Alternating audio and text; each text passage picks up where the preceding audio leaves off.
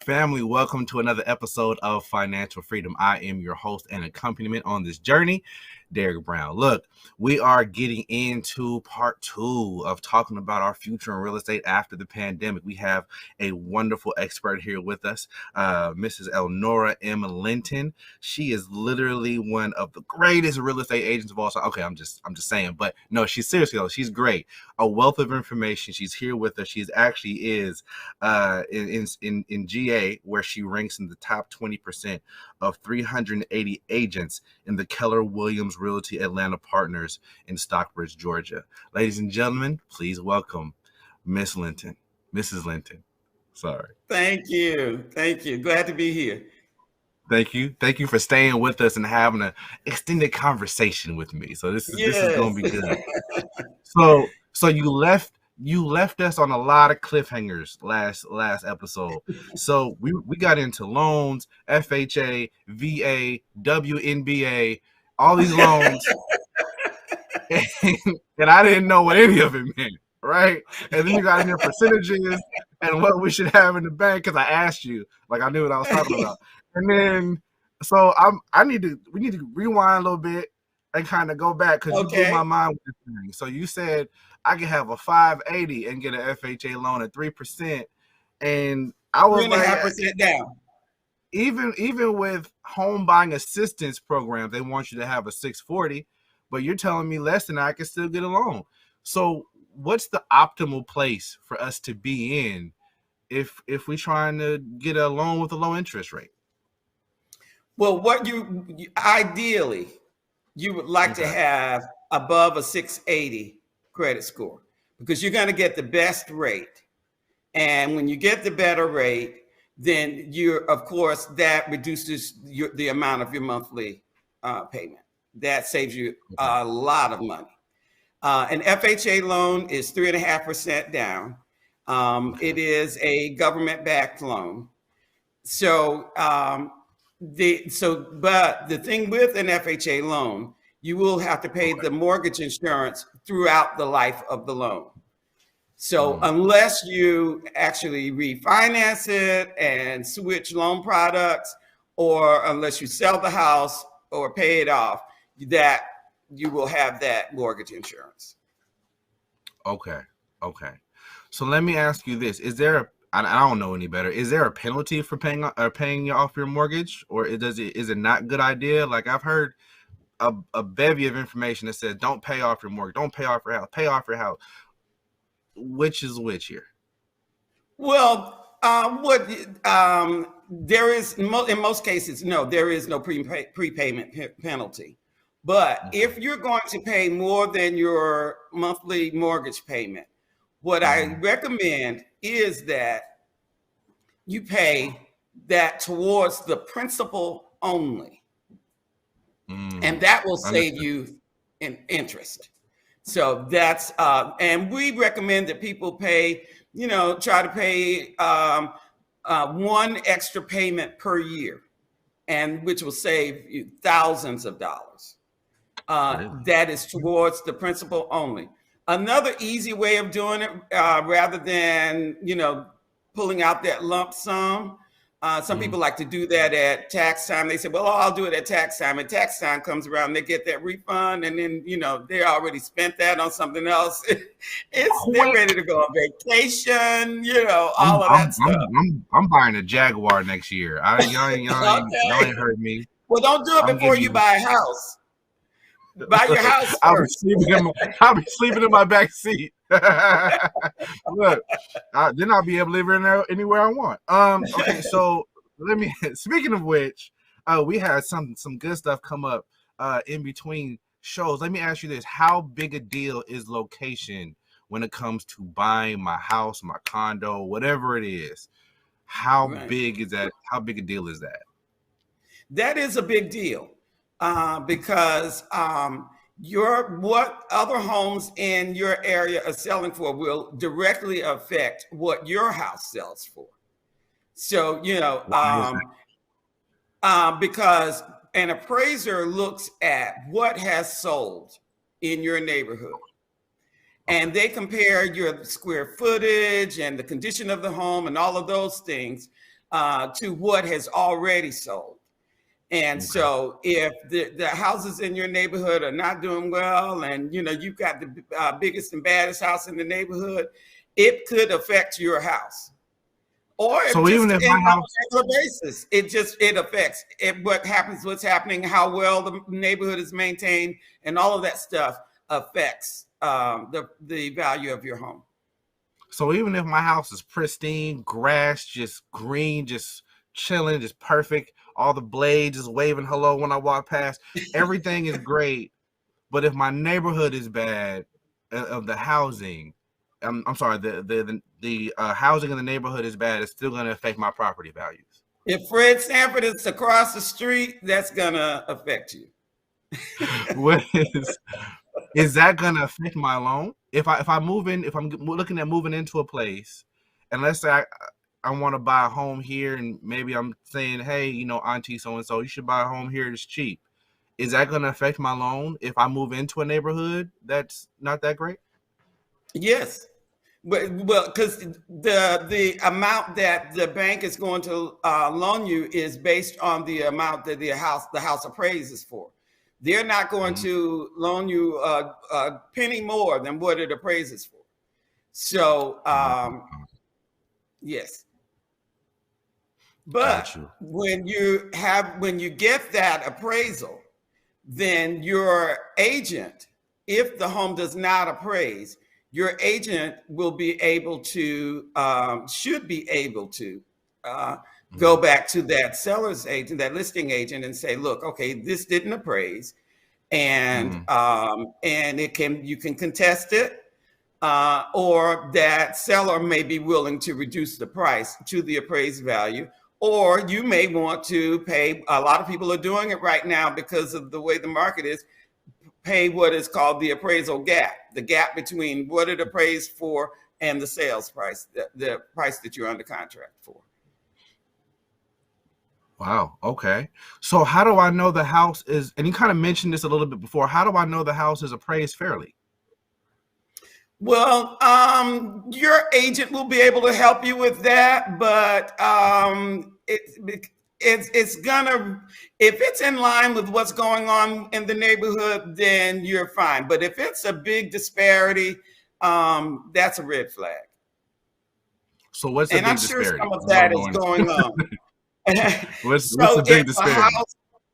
If the house across the street sold for $250,000, and the house that you're buying, you're under contract for $250,000, and it appraises, and yours is in as good as or better shape than the one across the street, and they come back with an appraisal of 225 or 200, then that's a problem. Yeah, that's a huge gap. I'm not even good at math, and that's a huge gap. Okay. Now there may be some differences, a few $1,000s here and there, but if there's a big disparity, then that's a concern.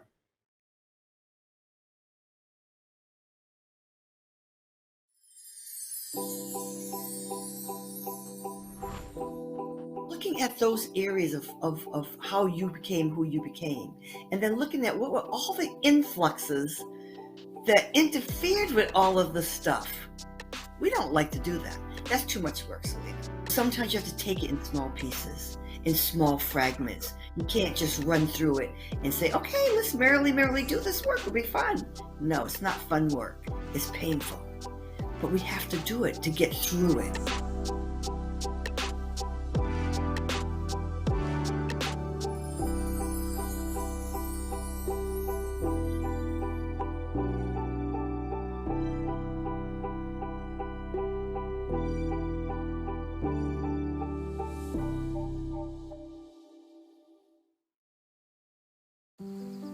Hey, Dad, I need your help asking Jessica to prom. Of course. Love is like the ocean. You have to tread the waters. Dad, that's not the kind of help I needed. Hey, Jessica. Will you go to prom with me? Yes. You don't have to be perfect to be a perfect parent. Thousands of teens in foster care can't wait to share their first with you.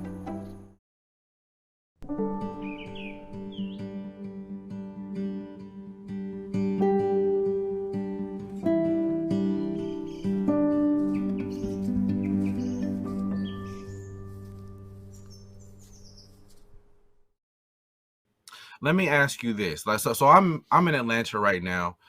You're a Macon, Georgia native, from what I know of. Yes, Mactown. Yes. So you do work all over Metro Atlanta. So like the West End. I moved into the West End actually in 2006 when I first moved down to Atlanta. I came out here for school. It was a very different place then. It was a very different place than it is now, right? So, but I had people who actually bought houses in the area because they had forethought or knowledge that, this area was going to improve before it got gentrified, right? What kind of pipelines of information do I need to tap into to know that kind of stuff? Because I remember before that place was built up the way it is now, I remember hearing people buying houses and I'm like, why are you buying houses in the West End? But they knew something I didn't. Where do I find that kind of information from? If I'm looking, what people were doing at that time, they were, they were talking about the Beltline and talking about all of the things that they were going to do. So that comes from the city. So you've got to look at the area and look at what's going on, the city plans, what companies are planning to come to the area, and all of those kinds of things. And that's what they did. Okay. So I should be keeping my eye out for the papers, for the news I see online, for development, Absolutely. like big companies that may come here, big projects that may come to a certain neighborhood, and I should plan my purchase around those things. Well, you can, yes. Now, and especially if you're talking about investment property, which is a totally different animal. But if you're looking to buy, do an owner occupied, you're buying a house to live in, you may or may not want to do that. You want to buy that where it's convenient for you and your family. So I know a lot of people are trying to do the whole Airbnb thing. They're doing they'll sublet their condo or their house or a room or stuff like that. You said that was a whole different animal as a rental property. What makes it such a different animal? Well, so you have rental properties and then you have Airbnb. So they're different. Yes. Okay. So you have rental properties where people are literally renting a house from someone or renting an apartment from someone. Airbnb, some people just buy property and it is Airbnb only. They have people in and out. The thing about that is you have to be really careful with both of them because before you purchase that property, because homeowners associations are starting to crack down on Airbnb and on rental properties because in order to maintain the value of the other homes, the owner occupied homes in the neighborhood, because they don't want a bunch of people in and out of the neighborhood that don't really care about the neighborhood. And then of course people are renting Airbnbs and they're having big parties and that kind of thing. So a lot of HOAs are not allowing them. Some are not allowing them at all. Some of them are restricting them. So you have to be careful with that. So in your opinion, are HOAs a good thing or a bad thing? Well, it depends. You see this look on my face, right? So just like, yes. HOAs can be a good thing because it can stop your neighbor from painting their house bright purple or Pepto-Bismol pink, and bringing down your property value. It can stop them from driving their cars on the front lawn. Making sure that people maintain their properties, their lawns and such. So in that respect, yes. Some of them are kind of overreaching, and some it's just they're really, really restrictive. So it's a crapshoot.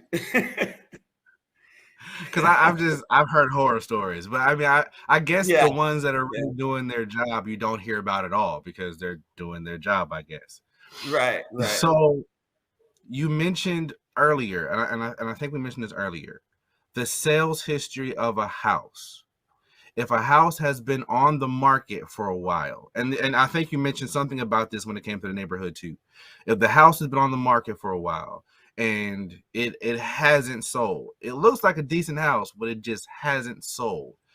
Or if it's been on the house, and you mentioned some of these houses are on the house for weeks and you're getting multiple offers. On either end of that days, on either end of that spectrum, are there red flags? Well, if a house has been on the market for a considerable amount of time, particularly in this highly competitive market, there's an issue. And 9 times out of 10, it's overpriced.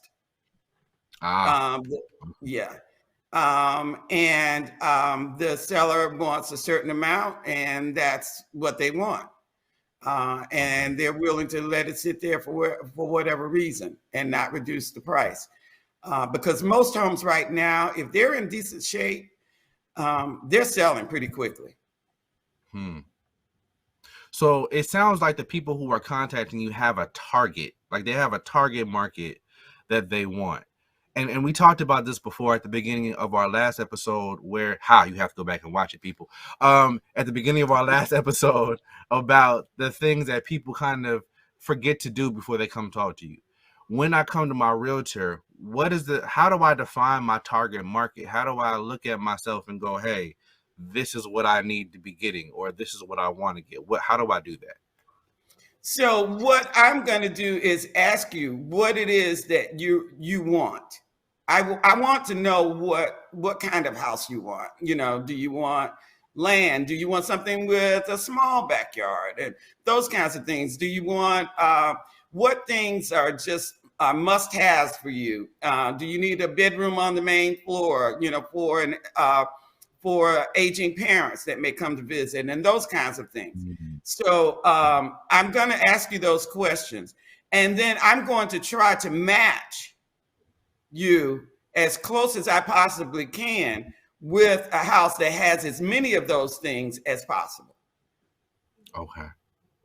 As a realtor, right, who's seen thousands of houses sold,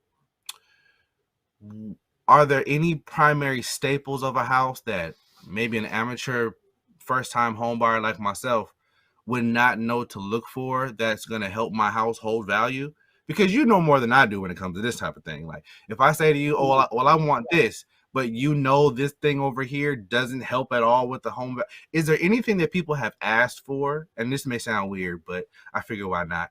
Are there anything that people have asked for that actually brings down the value of a house? Well, say for instance, if it's a 4-bedroom house and you convert it to a 3-bedroom house, that could affect the value. Okay. When you get ready to sell it.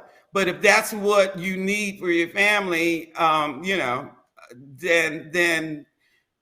that's fine. But those things like that, and if you go and do something really crazy in the yard and those kinds of things, crazy paint colors, odd things. Let me ask you this, and this is one thing I was kind of surprised about when I was reading for this a little bit. Do they still use lead in paint? No. That not in the state of Georgia. Now there are some homes that in Georgia that still may have them that were built before 1978. There are some, but most of the time you're not going to find any. But now anything that was built after 1978, because it was banned. Thank you. Because I was looking at that. I was reading about asbestos, and I was looking at lead and paint. I'm like, people still use that, but it was still a question that people thought it was relevant to ask. Right. So now that we've discussed that, so if we decrease the amount of bedrooms or the overall space in the house for whatever reason, that could decrease the property value. So Right. when Because it it's comes all in to what the next person wants. You know. got you. So when it comes to the property itself, what are some of the costs that the potential buyers are going to have to absorb to maintain that property that we don't think about, people like me don't think about when they're looking for a house? Right, right. So you're going to need you're not required to get an inspection, but I highly recommend that everyone get a home inspection before you buy a property.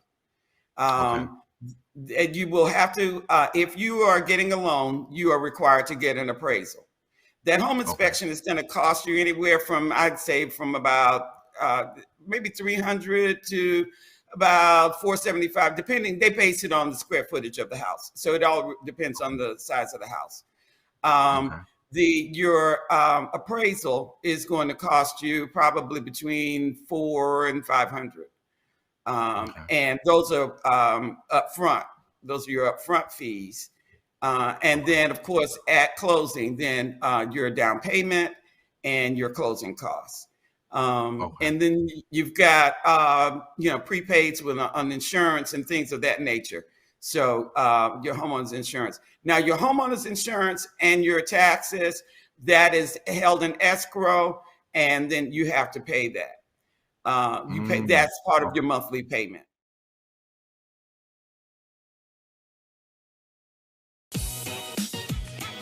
What's up, y'all? It's your boy Jermaine Dolly, Mr. Hello Dolly himself, and guess what? You're tuned in to Tea and Worship with my homies, Mignon and Corey. Keep it locked, y'all.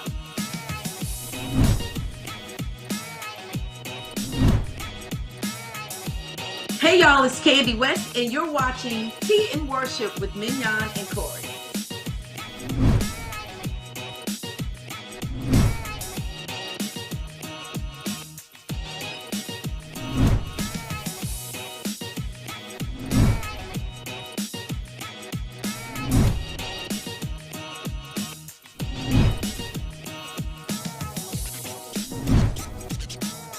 It's your boy James Fortune, and you are watching my favorite news show, Tea and Worship, with my sis Mignon and Corey.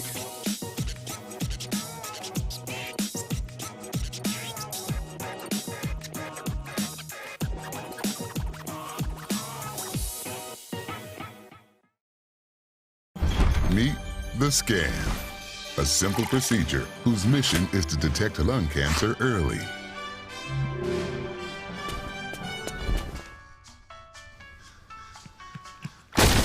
I'm here to save you. But I feel fine. That's great, but you may still be at high risk for lung cancer. Oh man, that's a new fence. If you smoke, early detection could save your life. Learn more at savedbythescan.org.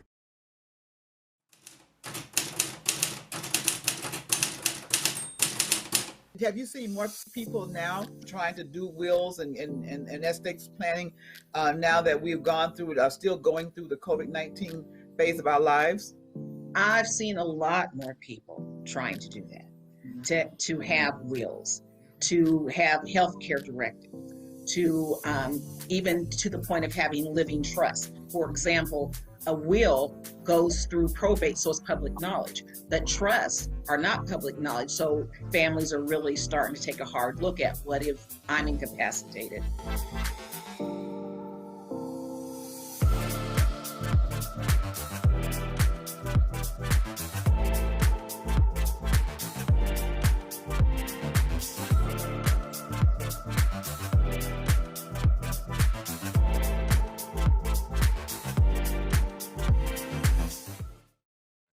One thing you mentioned, and I've heard this before, and this seems to be the common consensus, but I've heard a debate on both sides about whether or not, with all those fees you just mentioned, right? Those are just kind of coming in the door. But when it gets down into it, people who are paying more in rent than some people are paying in mortgage. And you even mentioned, even with homeowners insurance and certain maintenance issues, people are still paying less in their mortgage. Would you argue that buying a house juxtaposed with buying a condo, or ultimately, if let's say I just wasn't comfortable, I wasn't sure if a condo or a house was better off for me. And I cited a reason. I said, well, condos may not require as much maintenance as a house does. Would I have any validity in that, or would it be still true that a standalone house would be a better investment?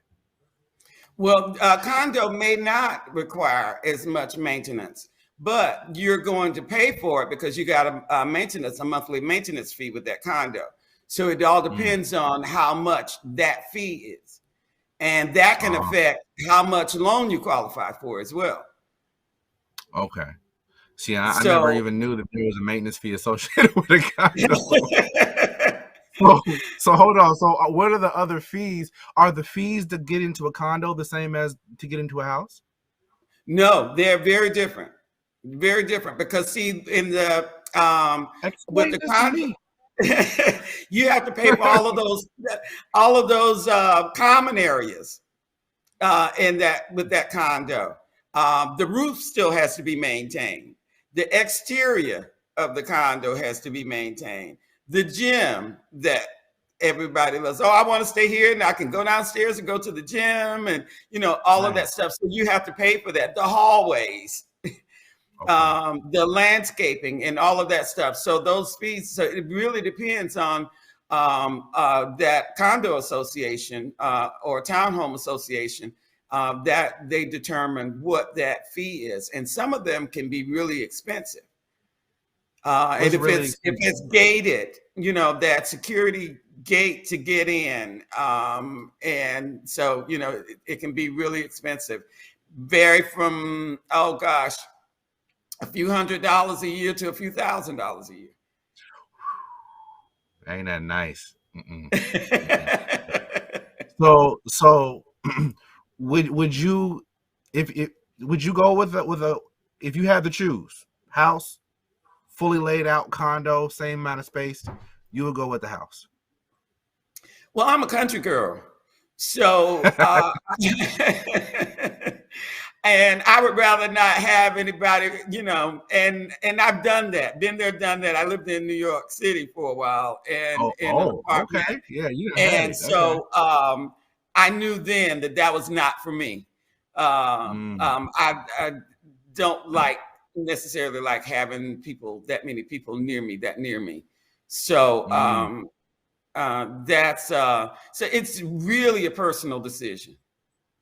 Got you. Where in there, right? It's a personal decision, but it's also a financial one. Absolutely. Where in there does my personal decision hit my finances and go, okay, well, I want this, but this is what I can afford? Where should my personal hit my financial? When you talk to that mortgage lender. When you talk to them, they tell you broke. That's what. Go ahead, finish. I'm sorry, Miss Lee. Go ahead. When you talk to that mortgage lender and you look at your bank account and it says, okay, this is what I want, but this is what I can afford. And then we try to find you a happy medium. Got you. So it's about being able to find a happy medium. Let me ask you this, because I've known people who are looking for houses and they're often afraid to actually tell the person all they want, right? So I heard you say more than once, tell me what you want and I'll try and get as close to that as possible. I am heavily a needs person. I guess I'm a stereotypical guy in that regard. I just need what I need. I don't need a whole bunch of what I want. I just need what I need. But I should come to you and I should tell you, this is what I want. And, if you can sprinkle in a little bit of what I need and fine. But I should give you my dream house.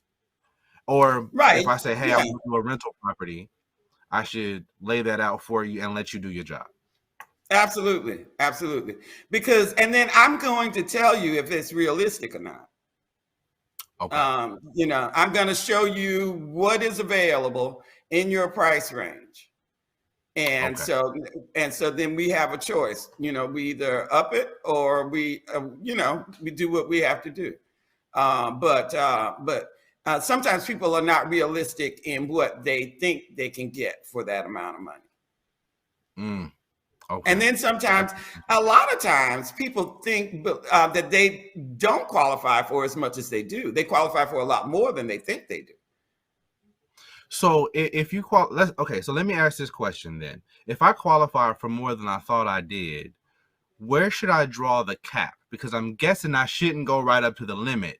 I should stop at a place that will allow me to comfortably deal with whatever costs come associated with this, correct?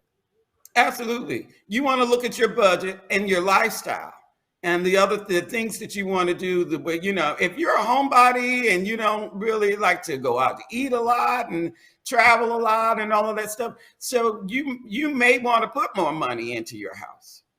But somebody that is out and about and likes to travel and all those things, you want to consider your budget and the kind of your lifestyle and the things that you want to do. Okay. And make sure that your mortgage, you leave room for not only the things that you want to do, but then those maintenance issues that are bound to happen. Because there's always something that needs to be done in a house. One more question, and I think we're going to be running out of time on that. What does the material that the house is made of, or apartment is made of, or condo is made of, does that impact the price of the house? The reason I ask is because in this pandemic, so many people are on Wi-Fi. So many people are using virtual services. And I've had more than one conversation with somebody who goes, I have no reception in my house. None whatsoever. Yes. Do you find that as your people are looking for houses, that's a huge thing for them right now, especially with all the houses being stacked up? Absolutely. And fortunately, a lot of the newer homes are not having that problem.